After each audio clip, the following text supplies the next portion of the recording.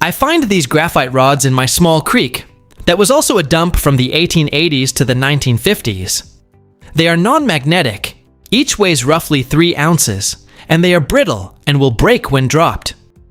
I pull a wide variety of bottles and dishware, as well as a wide variety of metal objects.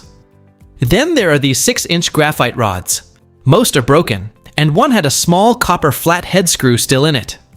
It reminds me of old window frame weights, but they are graphite, non-magnetic, and usually have a string rather than a copper bolt.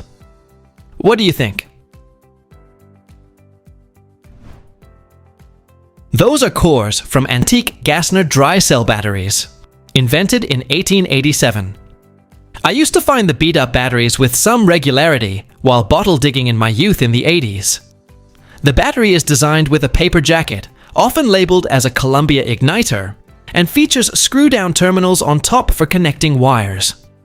The alkaline battery of today can trace its origins to these things. In fact, this battery was produced by National Carbon Company, which became part of Eveready, a name we should all recognize. What is this brass cylinder that comes apart? I could not pass on these at a habitat shop. I bought it because I thought it was military related, but I have no solid idea. Around 6 inches tall, it weighs a couple of pounds and contains crystallized powder. Image searches did not come up with anything similar, only brass vases. Can anyone tell me anything about this item? It's an antique pipe fitter flux tube from the early 20th century, used for storing pipe fitter flux, a chemical cleaning paste applied to metal pipes and fittings before soldering or brazing to remove oxides, clean oil or grease. It helps molten solder flow smoothly into the joint and create a strong, lasting bond. What is this very small pottery shard I found near London, Ontario, near a piece of an old leather boot? It's white with a blue stamped unicorn on the right side, and I'm assuming a lion on the left. The boot is modern enough that it has been machine-made, but it's thin leather and currently half covered in moss. I have done some Google searches, and it told me a general date of the 1800s. I'm looking for help to identify date or maker. Thanks in advance. It's an antique J&G Meakin pottery mark. It's pre-1900s, but without the bottom script that gives a factory like Burslem, I can't guess. J&G Meakin was a famous English pottery manufacturing company founded in 1851 by brothers James and George Meakin in Hanley Stoke-on-Trent. The company was known for the vast quantities of cheap ironstone china it produced for the domestic English market and for export to Australia, Canada, New Zealand, and the United States. We pulled this up today while magnet fishing. Any idea what it is? It's heavy for the size, and it says ICRR and 3170 on it. We suspect it's a suspension component, but we're lost as to what exactly it is. Thank you all for any ideas or opinions. It's the brake shoe from a locomotive, designed to press against the wheel treads of an Illinois Central train to slow or stop it. I'm a conductor, and I see these things all the time. ICRR stands for the Illinois Central Railroad. The company was chartered in February 1851.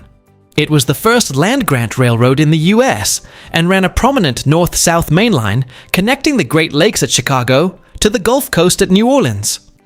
It operated for nearly 150 years before being acquired by the Canadian National Railway in 1998.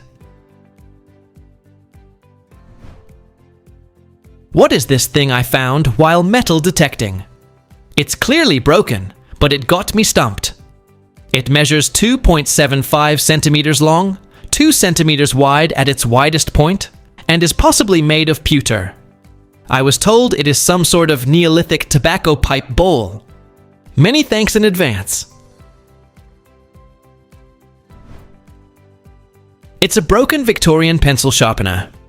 It features a tapered conical body, designed to hold a small steel blade along the side slit to shave wood as the pencil turned.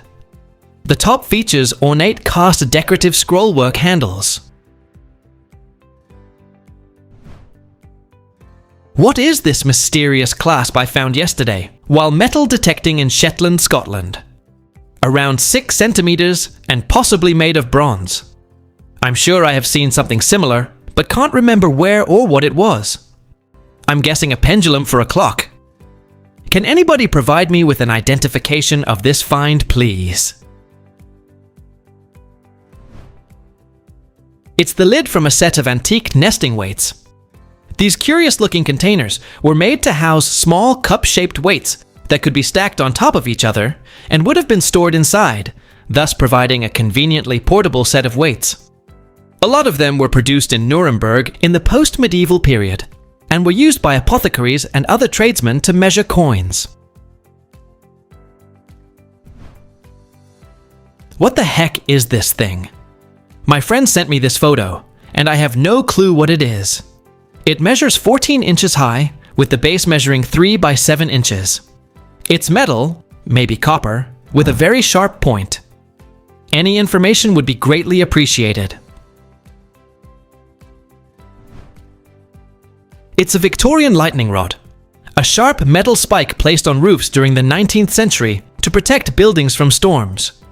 It was used to intercept lightning strikes and safely conduct the electrical current down into the ground, protecting buildings from fires and structural damage.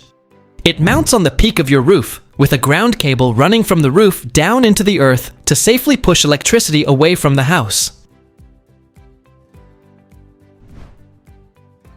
What is this approximately 11-inch solid twisted glass rod with a permanently attached brass end? I got it for free from a local antique dealer, and we've both been in the antique trade for a long while, and neither of us has a single clue.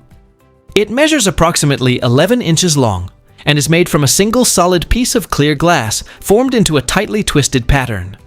The opposite end seems to be permanently fitted into a small brass cap or ferrule. The brass piece does not unscrew or come off, and there appears to be an old white powdery plaster or cement-like material securing the glass inside it. It has an aged patina, but I don't know whether it is actually as old as it appears. Does anyone recognize its original purpose, or know what the brass-mounted end would have been attached to? Please tell us down in the comments. Thanks for watching. Let's make life fun.